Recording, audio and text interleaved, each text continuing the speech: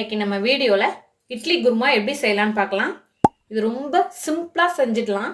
அதுக்காக நான் ஒரு 2 பெரிய வெங்காயத்தை இது போல் ரஃப்பாக கட் பண்ணியிருக்கேன்.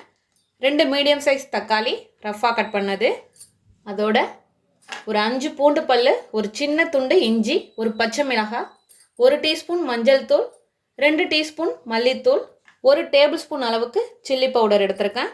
கோகோனட் பேஸ்ட் ரெடி பண்ணுறதுக்காக ஒரு மூடி தேங்காய் துருவுனது, ஒரு 1/2 டீஸ்பூன் சோம்பு, 1 டீஸ்பூன் கசகசா, 5 முந்திரி பருப்பு. இப்போ தாளிப்புக்கு ஒரு சின்ன துண்டு பட்டை, 1/2 டீஸ்பூன் சோம்பு, 2 கிராம்பு, 2 ஏலக்காய், கொஞ்சமாக கருவேப்பிலை, உப்பு தேவையான அளவு, எண்ணெய் தேவையான அளவு. இப்போ எப்படி செய்யலான்னு பார்க்கலாம். இப்போ நான் ஒரு ஜார் எடுத்திருக்கேன். ஆனியன் சேர்த்துடலாம், அதோட தக்காளி, இஞ்சி பூண்டு, பச்சை மிளகாய். இப்போ இதெல்லாம் சேர்த்தாச்சு. இதை அரைச்சி ஒரு தனியாக ஒரு பேஸ்ட் ரெடி பண்ணி எடுத்துகிட்டு வந்துடலாம்.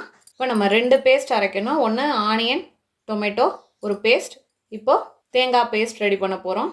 அதுக்கு ஒரு ஜார் எடுத்திருக்கேன். அதுக்கு கோகோனட், சோம்பு, கசகசா, முந்திரி பருப்பு இது எல்லாமே சேர்த்து தண்ணீர் விட்டு அரைச்சி எடுத்துகிட்டு வந்துடலாம். இப்போது நம்மளோட 2 பேஸ்ட்டுமே ரெடி ஆகிருக்கு. ஆனியன் டொமேட்டோ பேஸ்ட், இது கோகோனட் பேஸ்ட் ரெடி ஆகிருக்கு. இப்போ தாளிச்சிடலாம். ஒரு குக்கர் வச்சுட்டேன். ஒரு 2 டேபிள் ஸ்பூன் அளவுக்கு நான் எண்ணெய் சேர்த்துக்கிறேன். இப்போ எண்ணெய் சூடாயிடுச்சு. இதில் தாளிப்பு ஐட்டம்ஸ்லாம் சேர்த்துடலாம்.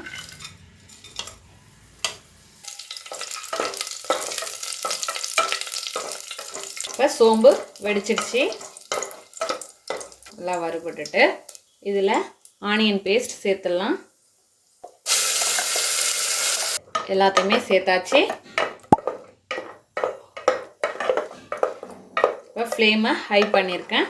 கொஞ்சம் நல்லா வதங்கணும், இந்த பச்சை வாசனை போகணும், அதனால் நல்லா வதக்குவோம். இப்போ நல்லா வதங்கிடுச்சு. இதில் மசாலாலாம் ஆட் பண்ணிடலாம். இப்போ மஞ்சள் தூள், அதோட மல்லித்தூள், அப்புறம் மிளகாய் தூள் எல்லாம் சேர்த்துட்டு ஃப்ளேமை மீடியம் ஃப்ளேமில் வச்சுக்குவோம். வச்சுட்டு நல்லா கலந்துக்கலாம். இப்போ மசாலாலாம் சேர்த்து நல்லா வதக்கியாச்சு. அது வதங்கினதுக்கப்புறம் நல்லா சுருண்டு வந்துட்டு பாருங்கள். இப்போ பச்சை ஸ்மெல்லே இருக்காது. இது போல் இருக்கணும், ஒரு துவையல் பதத்தில் இருக்கணும். இப்போ இந்த ஸ்டேஜில் நம்ம தண்ணி சேர்த்துடலாம். இப்போ குருமாவுக்கு தேவையான அளவு உப்பு. இப்போ உப்பு செக் பண்ணிக்கோங்க. இந்த ஸ்டேஜில் தேவைப்பட்டால் இப்போயே சேர்த்துக்கலாம். இது போல் நல்லா கொதிக்கணும். இதில் இப்போ நம்ம தேங்காய் பேஸ்ட்டை சேர்த்துடலாம். இப்போ இதில் ஜாரை கழுவின தண்ணியும் சேர்த்துருவோம்.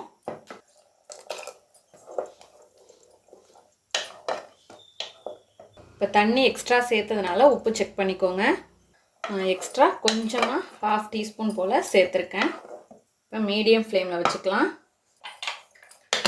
வச்சுட்டு க்ளோஸ் பண்ணிவிட்டு 2 விசில் வரணும். மீடியம் ஃப்ளேம்லேயே இருக்கட்டும். ப்ரெஷர் போனதும் ஓப்பன் பண்ணி காட்டுறேன். இப்போ ப்ரெஷர் போயிடுச்சு. ஓப்பன் பண்ணி பார்க்கலாம். அவ்வளோதான், சூப்பரான வாசனையாக இருக்குது. கடைசியாக கொத்தமல்லி தரேன். அவ்வளோதான், நம்மளோட அருமையான அற்புதமான இட்லி தோசைக்கேற்ற குருமா தயாராகிடுச்சு. இதே போல் நீங்களும் உங்கள் வீட்டில் செஞ்சு பார்த்துட்டு எப்படி வந்துச்சுன்னு கமெண்ட்டில் சொல்லுங்கள். தேங்க்யூ.